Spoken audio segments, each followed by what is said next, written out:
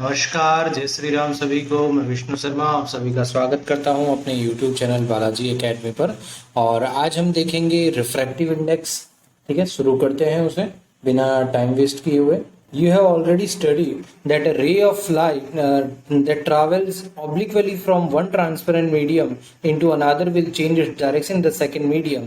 The extent of the change in direction that takes place in a given pair of media may be expressed in terms of the refractive index.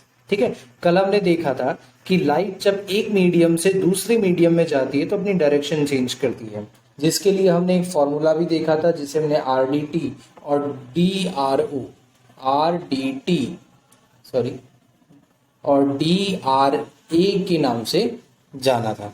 क्या था? RDT जब light rare medium से dense medium में travel करती है तो वो towards the normal होती है, और dense medium to rare medium में जब जाती है तो अवे फ्रॉम द नॉर्मल आती है। तो ये हमने एक फॉर्मूला देखा था। तो इसी के ऊपर हमारा एक फॉर्मूला बनता है refractive index. The refractive index can be linked to an important physical quantity, the relative speed of propagation of light in different media. It turns out the light propagates with different speeds in different media. Light travels fastest in vacuum with speed 3 into 10 8 metre पर second. ये आपको बहुत अच्छे से याद रखना है और हमेशा के लिए याद रखना है, क्योंकि ये बहुत बार पूछा जाता है ये क्वेश्चन कि लाइट की वैक्यूम में स्पीड कितनी। अब वैक्यूम का मतलब क्या होता है? वैक्यूम का मतलब जहां पर कोई भी हवा वगैरह कुछ भी ना हो। जैसे सपोज करो जिस कमरे में बैठकर मैं आपको पढ़ा रहा हूं तो वहां पर और भले कुछ ना हो लेकिन हवा तो जरूर होगी। समझ में आया? लेकिन वैक्यूम वो कंडीशन होती है जहां पर हवा बिल्कुल भी नहीं होती, उसे हम वैक्यूम कहते हैं। ठीक है, तो ऐसी जगह जहां बिल्कुल भी हवा नहीं है वहां लाइट की स्पीड सबसे ज्यादा होती है, वो होती है 3 इंटू 10⁸ मीटर पर सेकेंड। मतलब 3 इंटू 10⁸ मीटर वो एक सेकेंड में ट्रैवल करेगी। कितने? एक सेकेंड में ट्रैवल, इतना फास्ट स्पीड होता है। In air the speed light is only marginally less compare to that in vacuum. और एयर की बात करें, अगर हम हवा की बात करें तो ये जैसे 3 है तो उसकी जगह पर 2.98 होता है। यहाँ भले दिया ना गया हो लेकिन 2.98 के लगभग होता है। तो मतलब एयर और वैक्यूम में लगभग लगभग जो आंसर आता है वो आपका बराबर ही आता है, इसलिए दोनों में कोई डिफरेंस काउंट नहीं किया जाता। It reduces considerably in glass और वाटर। पानी में उसकी स्पीड कम होती है और ग्लास में बहुत ज़्यादा कम होती है, क्योंकि ग्लास आपका क्या होता है? एक सॉलिड मीडियम होता है और वाटर आपका क्या है? लिक्विड मीडियम है। The value of the refractive index for a given pair of media depends upon the speed of light in two media as given below.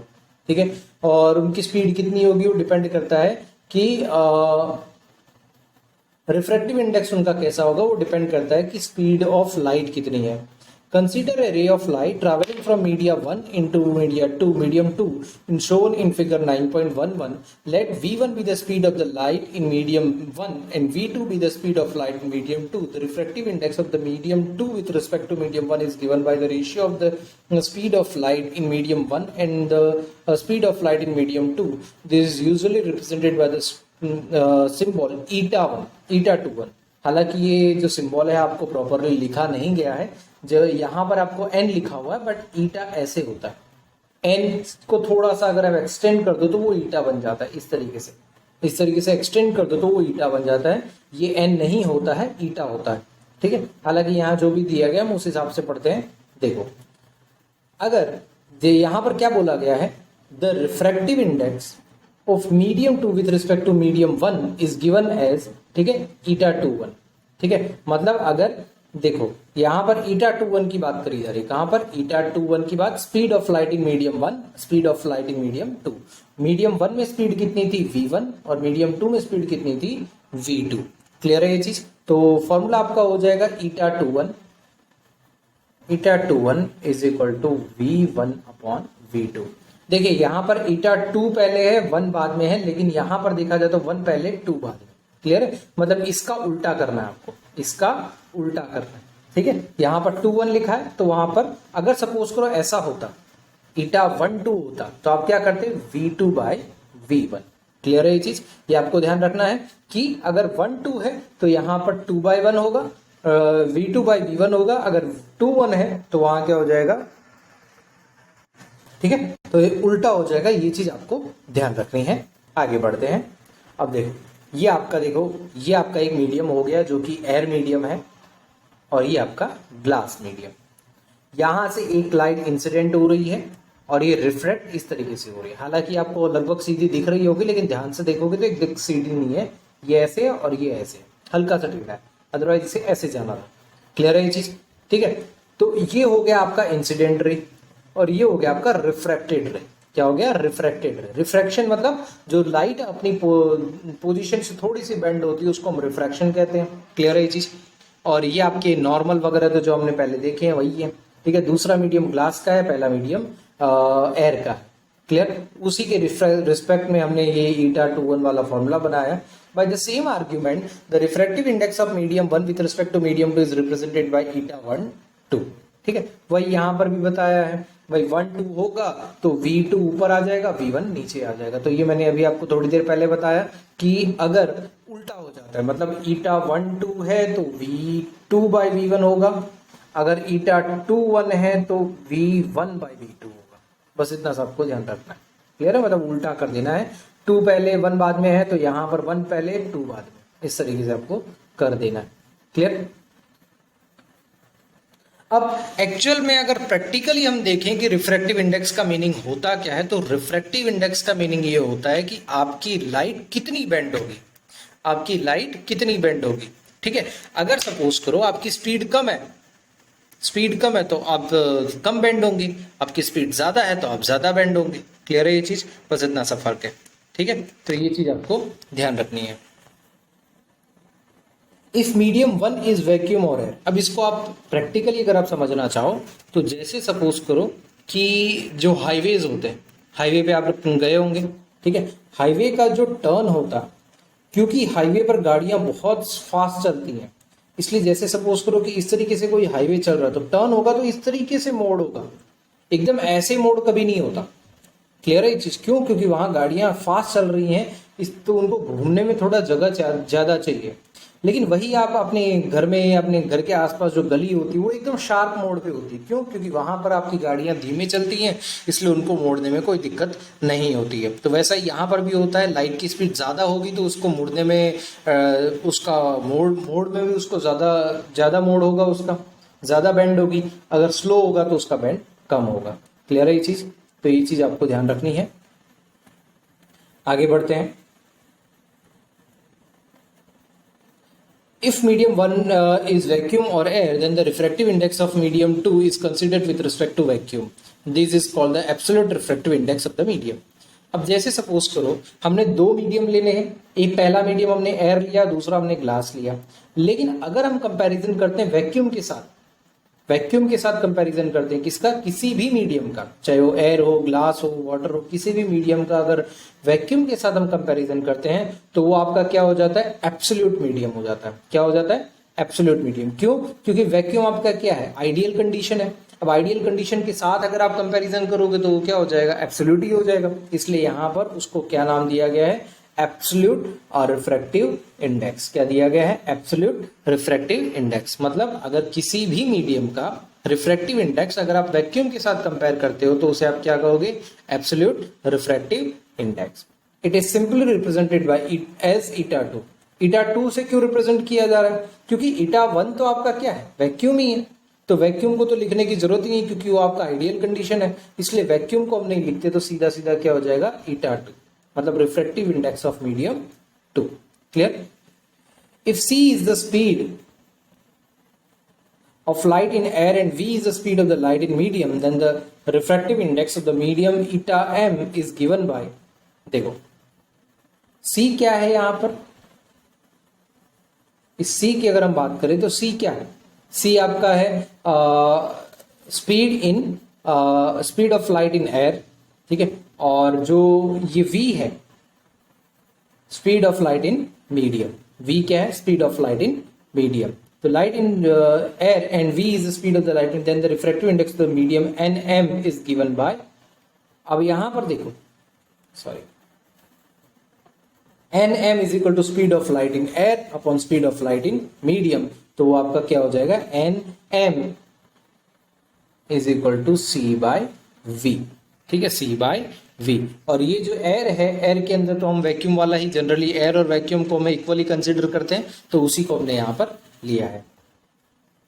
The absolute refractive index of a medium is simply called refractive index. The refractive index of several media is given in table 9.3. From the table, you can know that the refractive index of water, water is equal to 1.33. This means that the ratio of the speed of light in air and the speed of the light in water is equal to 1.33. Similarly, the refractive index of ground glass is 1.52. Such data are helpful in many places. However, you need not memorize the data. ठीक है, हमको ये data याद रखने की जरूरत नहीं है, लेकिन जैसे यहां पर ईटा डब्ल्यू दिया है आपको 1.33, ठीक है। किसी भी मीडियम की अगर आप बात की, जैसे मान लो कि यहां पर आपको दिया गया है जो वाटर है, वाटर का ईटा आपको क्या दिया गया है, eta W is equal to 1.33। इसका मीनिंग क्या है, eta W is equal to C by W. मान लेते हैं कि वाटर में जो स्पीड ऑफ लाइट है वो कितनी है, डब्ल्यू है, ठीक है। मतलब एयर में जो स्पीड ऑफ लाइट है और वाटर में जो स्पीड ऑफ लाइट है, उनका रेशियो क्या हो जाएगा आपका 1.33 हो जाएगा। क्या हो जाएगा 1.33। मतलब कि वाटर का एयर के रिस्पेक्टिव में जो आपका रेशियो होगा स्पीड ऑफ लाइट का, वो क्या हो जाएगा 1.33 हो जाएगा। इसका मीनिंग ये होता है किसी भी मीडियम का अगर आपको ईटा दिया जाए तो आपको ये कंसीडर करना है C upon that medium, C upon that medium. जिस भी मीडियम का बात करी जाए वो मीडियम आपका नीचे आएगा और सी जो कि वैक्यूम होता है वो कहाँ आएगा, ऊपर आएगा हमेशा। क्लियर है चीज, ये आपको ध्यान रखना है। अब बहुत सारी चीजों का मीडियम का आपको ये दिया गया है, जैसे एयर है तो एयर का 1.003 होता है, ठीक है। अब देख लीजिए 1.003 एक्चुअली रिप्रेजेंट क्या करता है, एक्चुअली रिप्रेजेंट ये करता है कि किसी भी चीज का, जैसे मैं आपको एक एग्जांपल के तौर पर समझाऊं कि ईटा, अगर मैं सपोज करूं ये,